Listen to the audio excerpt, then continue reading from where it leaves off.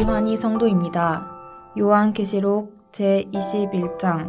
또 내가 새 하늘과 새 땅을 보니 처음 하늘과 처음 땅이 없어졌고 바다도 다시 있지 않더라.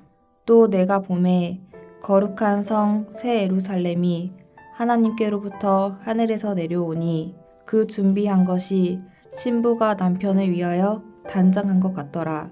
내가 들으니 보좌에서 큰 음성이 나서 이르되 보라, 하나님의 장막이 사람들과 함께 있음에 하나님이 그들과 함께 계시리니 그들은 하나님의 백성이 되고 하나님은 친히 그들과 함께 계셔서 모든 눈물을 그 눈에서 닦아주시니 다시는 사망이 없고 애통하는 것이나 곡하는 것이나 아픈 것이 다시 있지 아니하리니 처음 것들이 다 지나갔음이러라. 보좌에 앉으신 이가 이르시되 보라, 내가 만물을 새롭게 하노라 하시고 또 이르시되 이 말은 신실하고 참되니 기록하라 하시고 또 내게 말씀하시되 이루었도다. 나는 알파와 오메가요 처음과 마지막이라. 내가 생명수 샘물을 목마른 자에게 값없이 주리니 이기는 자는 이것들을 상속으로 받으리라. 나는 그의 하나님이 되고 그는 내 아들이 되리라. 그러나 두려워하는 자들과 믿지 아니하는 자들과 흉악한 자들과 살인자들과 음행하는 자들과 점술가들과 우상 숭배자들과 거짓말하는 모든 자들은 불과 유황으로 타는 못에 던져지리니 이것이 둘째 사망이라. 7 대접을 가지고 마지막 7 재앙을 담은 7 천사 중 하나가 나와서 내게 말하여 이르되 이리 오라. 내가 신부 곧 어린 양의 아내를 내게 보이리라 하고 성령으로 나를 데리고 크고 높은 산으로 올라가 하나님께로부터 하늘에서 내려오는 거룩한 성 예루살렘을 보이니 하나님의 영광이 있어 그 성의 빛이 지극히 귀한 보석 같고 벽옥과 수정같이 맑더라. 크고 높은 성곽이 있고 12문이 있는데 문에 12 천사가 있고 그 문들 위에 이름을 썼으니 이스라엘 자손 12 지파의 이름들이라. 동쪽의 세 문, 북쪽의 세 문, 남쪽의 세 문, 서쪽의 세 문이니 그 성의 성곽에는 12 기초석이 있고 그 위에는 어린 양의 12 사도의 12 이름이 있더라. 내게 말하는 자가 그 성과 그 문들과 성곽을 측량하려고 금 갈대자를 가졌더라. 그 성은 네모가 반듯하여 길이와 너비가 같은지라 그 갈대자로 그 성을 측량하니 12,000 스다디온이요 길이와 너비와 높이가 같더라. 그 성곽을 측량하매 144 규빗이니 사람의 측량 곧 천사의 측량이라. 그 성곽은 벽옥으로 쌓였고 그 성은 정금인데 맑은 유리 같더라. 그 성의 성곽의 기초석은 각색 보석으로 꾸몄는데 첫째 기초석은 벽옥이요 둘째는 남보석이요 셋째는 옥수요 넷째는 녹보석이요 다섯째는 홍만호요 여섯째는 홍보석이요 일곱째는 황옥이요 여덟째는 노곡이요 아홉째는 다망옥이요 열째는 비치옥이요 11째는 청옥이요 12째는 자수정이라. 그 12문은 12 진주니 각 문마다 한 개의 진주로 되어 있고 성의 길은 맑은 유리 같은 정금이더라. 성 안에서 내가 성전을 보지 못하였으니 이는 주 하나님 곧 전능하신 이와 및 어린 양이 그 성전이심이라. 그 성은 해나 달의 비침이 쓸데없으니 이는 하나님의 영광이 비치고 어린 양이 그 등불이 되심이라. 만국이 그 빛 가운데로 다니고 땅의 왕들이 자기 영광을 가지고 그리로 들어가리라. 낮에 성문들을 도무지 닫지 아니하리니 거기에는 밤이 없음이라. 사람들이 만국의 영광과 존귀를 가지고 그리로 들어가겠고 무엇이든지 속된 것이나 가증한 일 또는 거짓말하는 자는 결코 그리로 들어가지 못하되 오직 어린 양의 생명책에 기록된 자들만 들어가리라. 하늘에 계신 우리 아버지여, 이름이 거룩히 여김을 받으시오며 나라가 임하옵시며 뜻이 하늘에서 이룬 것 같이 땅에서도 이루어지이다. 오늘날 우리에게 일용할 양식을 주옵시고 우리가 우리에게 죄 지은 자를 사하여 준 것 같이 우리 죄를 사하여 주옵시고 우리를 시험에 들게 하지 마옵시고 다만 악에서 구하옵소서. 대개 나라와 권세와 영광이 아버지께 영원히 있사옵나이다. 아멘.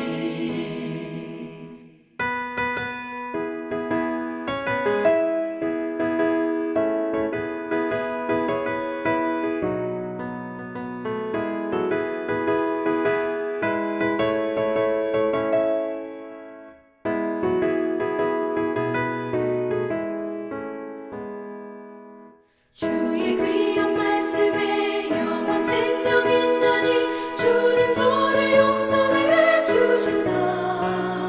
주가 부르실 때에 힘과 정성 다하여 주의 은혜 받으라 받으라. 이때라 주의 긍휼 받을 때가 이때라. 지금 주께 나와 겸손하게 하리라. 구원함을 얻으리 세월 빨리 흐르고 세상 친구 가는데 너의 영혼 오늘 밤 떠나도 주의 구원 받으면 천국에서 영원히 주와 함께 살리라.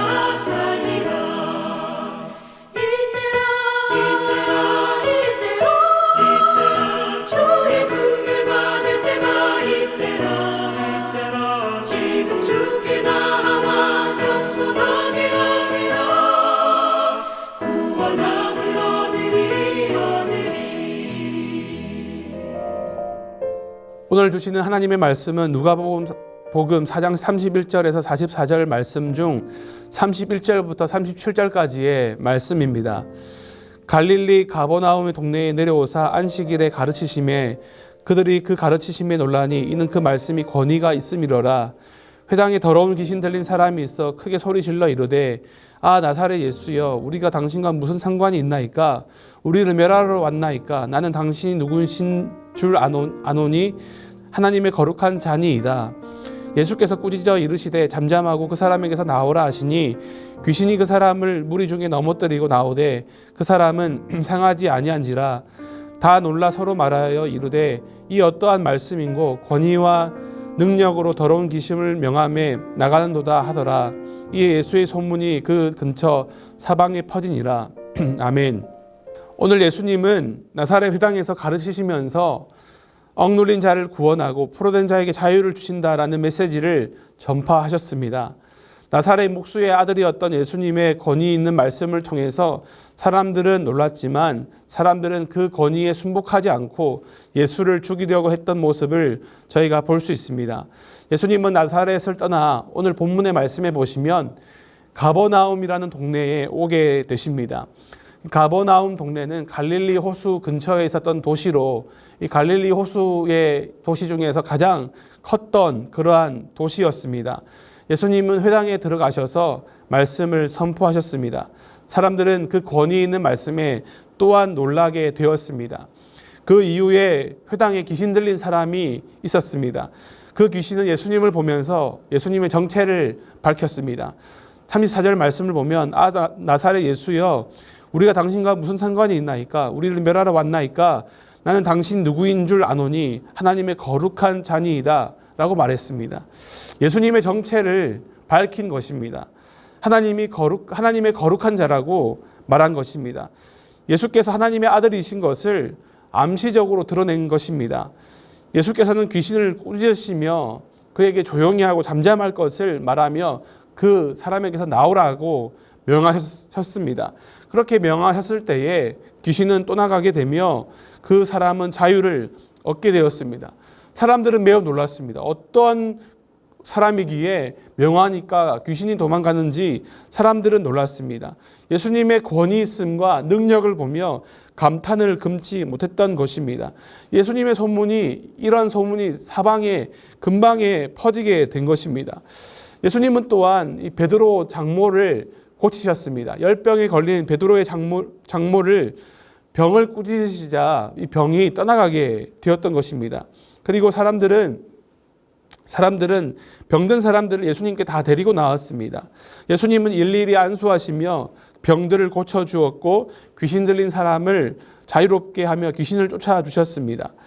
무리들은 예수님을 따라왔습니다. 그러면서 예수님이 다른 동네에 가지 못하도록 그렇게 막았습니다. 예수님은 그러나 그 말씀에 대해서 나는 여기뿐만 아니라 많은 곳에 예수님의 복음, 하나님의 복음을 전파하러 왔다라고 말씀하시며 여기만 있을 수 없다라는 것을 말씀하셨습니다. 이 내용이 오늘 이 본문 말씀의 줄거리의 내용입니다. 오늘 말씀을 통해서 저와 여러분은 두 가지의 적용을 볼 수 있습니다. 첫 번째로는 하나님 나라가 도래했다라는 것을 알 수 있습니다. 구약의 시대는 암흑기였습니다. 그 시대에 때는 빛이 임하지 않는 어두움이 가득한 불안과 두려움이 가득한 시기였습니다. 그런데 그 어두움을 깨고 예수님이 이 땅에 오심으로 빛을 비추셨습니다. 귀신들을 쫓아내시고 병을 고치시며 하나님의 나라가 시작되었음을 선포하며 알려주셨던 것입니다. 그동안은 이런 일이 일어나지 않았습니다. 그러나 주님의 놀라운 그 역사로 인해서 하나님 나라가 도래한 것을, 임한 것을 드러내신 것입니다. 예수님이란 분이 이 땅에 오심으로 빛을 비춰주시고 정말로 어두웠던 이 땅을 밝혀 사람들의 두려움들을 몰아내 주신 것입니다. 여러분 혹시 어두운 밤에 후레쉬를 켜고 가신 적이 있습니까? 제가 살았던 고향은 집에서 교회를 갈 때 또 교회에서 집에 올 때 이 어두운 대나무 숲이 있었습니다. 그 대나무 숲을 지날 때 얼마나 무서웠는지 모릅니다. 그런데 그때 만약에 제가 손전등을 들고 있었다면 그나마 두려움이 덜했을 것입니다. 왜냐하면 빛이 있을 때 어두움은 떠나가고 두려움은 떠나가게 되어 있기 때문입니다. 이 어두움에 빛을 비추신 분이 누구시냐면 바로 예수 그리스도이십니다. 예수님이 이 땅에 오심으로 어두웠던 곳에 곳곳에 빛이 비치게 되었습니다. 예수님의 빛은 사방에 비쳤습니다. 특별히 가정과 직장에도 이러한 빛이 비치게 되었습니다. 하나님의 나라의 도래는 말로만 그치는 것이 아니라 실제적인 하나님의 역사였습니다. 그렇기 때문에 가정과 직장에도 하나님의 빛이 임하게 된 것입니다. 여러분 생각해 보십시오. 조선시대 때는 얼마나 저희 나라가 어두웠습니까? 무지와 두려움 속에 가득한 것이 저희 나라였습니다. 그러나 복음의 빛이 비춰지면서 그나마 저희 나라가 밝아지게 된 것입니다. 그러므로 저와 여러분이 해야 될 일은 무엇이냐면 아직도 어두운 곳에 빛을 비추는 일입니다. 가정과 교회에 빛을 비춰야 하는 것입니다. 저와 여러분 속한 가정은 어떻습니까? 그곳에 빛이 임하며 예수님의 공의와 정의와 사랑이 임하고 있는지를 돌아보아야 합니다. 부모가 책임을 지고 아이는 부모님의 말씀에 순종하는 아름다운 역사가 이루어져야 하는 것입니다. 그런데 만약에 부모님이 책임을 지려고 하지 않고 아이도 부모님의 말씀에 순종하지 않는다면 어그러짐이 있는 것입니다. 부모가 아이를 통해서 이익만 취하려고 하고 자신의 이름만 높이려 한다면 바른 가정이 아닐 것입니다. 아이 또한 부모님의 말씀에 순종하지 않으며 자기 마음대로 산다면 그곳에 하나님의 사랑이 머물 수 없는 것입니다. 그러므로 저와 여러분이 머무는 가정이 하나님의 나라가 될 수 있도록 기도하며 노력해야 하는 것입니다. 말씀 보며 기도하며 저희가 속한 가정이 하나님의 통치가 임할 수 있도록 정말로 저주가 물러갈 수 있도록 기도하며 노력해야 하는 것입니다. 저희가 가만히 있으면 아무 일도 일어나지 않습니다. 그러나 잘못된 것에 대하여서 분명히 얘기하고 기도하면서 그 모든 잘못됨을 잡아 나갈 때 실제적으로 그곳이 하나님의 나라가 될 수 있습니다. 여러분의 직장은 어떻습니까? 그곳이 하나님의 나라가 임하고 있는지를 돌아보아야 합니다. 직장에 어두움이 가득한 것은 아닌지를 살펴보아야 합니다. 정말로 중상모략이 가득하고 남을 비판하고 악이 난무하는 곳이라면 저와 여러분은 그곳에서 가만히 있을 것이 아니라 기도함으로 그곳에 빛이 임할 수 있도록 해야 합니다. 저 사람은 무언가 달라. 저 사람은 남을 쉽게 비판하지 않아. 저 사람은 죄를 짓지 않아. 저 사람은 거짓말을 하지 않아. 라고 인정받을 수 있는 그런 저와 여러분이 되어야 합니다. 직장에서 똑같이 다른 사람처럼 다른 사람을 미워하고 비판한다면 교회 다니지 않는 사람들은 그리스도의 한계를 맡을 수 없을 것입니다. 그러나 교회 다니지 않는 사람들이 저희를 볼 때 이 사람은 무언가 달라. 이 사람은 정직함이 있어. 이 사람은 따뜻한 사랑이 있어. 이 사람은 정의감이 있어. 라는 그런 인정을 받을 수 있어야 하는 것입니다. 사람들은 목숨을 부지하기 위해서 본능대로 행동합니다. 자신의 밥줄이 끊기지 않도록 그렇게 자신의 그 입지를 탄탄히 하려고 수단과 방법을 가리지 않습니다. 악한 방법도 서슴지 않고 승진을 위해서라면 악한 방법도 쓰는 것입니다. 그러나 그리스도인은 그렇게 해서는 안 됩니다. 느리다고 할지라도 바른 방법을 추구하며 살아가야 하는 것입니다. 인도의 간디는 비폭력 무저항을 주장했습니다. 악에 대해서 이렇게 정말로 저항하는 것, 똑같이 악으로 갚지 않고 저항하는 것을 그가 주장했던 것을 볼 수 있습니다. 그리스도인은 정말로 어두움이 있는 곳에 악함이 있는 곳에 똑같이 악을 내보내는 것이 아니라 선으로 악을 이기는 것입니다. 로마서 12장 21절 말씀을 보면 악에게 지지 말고 선으로 악을 이기라 라고 말씀하고 있습니다. 선으로 어떻게 악을 이길 수가 있습니까? 뺨을 때리는 사람을 그 악함을 어떻게 이길 수 있습니까? 예수님의 말씀대로 오른뺨을 치면 왼뺨까지 돌려대는 것입니다.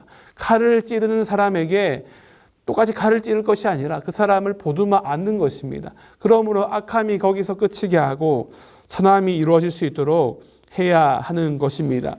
저와 여러분이 속한 그 직장이 그렇게 하나님의 빛이 임할 수 있도록 선함이 승리할 수 있도록 저와 여러분이 마음을 들이며 주님께 순종해야 하는 것입니다. 어둠의 시대에는 칼에는 칼, 눈에는 눈, 이에는 이였습니다. 그러나 빛의 시대는 더 이상 그것이 적용되지 않습니다. 아담과 하와가 죄를 범하여 이 땅에 어둠이 들어왔지만 주님의 십자가의 죽으심으로 그 죄를 모든 사망과 악을 이기신 것입니다. 그 죽으심, 자기를 내려놓고 순종하심을 통해서 저희가 구원을 얻게 된 것입니다. 그렇다면 저와 여러분도 속한 곳에서 예수님처럼 예수님의 십자가를 지고 그곳으로 나아가서 하나님의 선함을 드러내며 사랑을 드러낼 때에 비로소 승리할 수 있는 것입니다. 오늘 저와 여러분 예수님의 승리가 저와 여러분이 속한 곳에 승리가 될 수 있도록 최선을 다하여 살아가시는 그러한 은혜가 있기를 바랍니다. 주님은 저의 삶을 살펴보십니다. 그러면서 어떻게 살아가고 있는지를 보십니다. 그 보시는 그 눈길에 저희가 정말로 잘했다 칭찬받을 수 있도록 저와 여러분의 삶을 들이시는 그러한 은혜가 있으시기를 예수님의 이름으로 간절히 축복합니다. 기도하겠습니다. 하나님 아버지, 예수님처럼 십자가를 지고 선으로 악을 이길 수 있도록 도와주시고 주님의 영광을 위해 살아갈 수 있도록 도와주시고 하나님의 나라가 저희가 속한 가정과 직장에 임할 수 있도록 하나님 역사하여 주시옵소서. 주의 말씀에 순종하여 나갑니다. 주님의 뜻을 이루시고 저희를 통해 주님의 뜻을 마음껏 펼쳐 주시옵소서. 예수님의 이름으로 기도합니다. 아멘.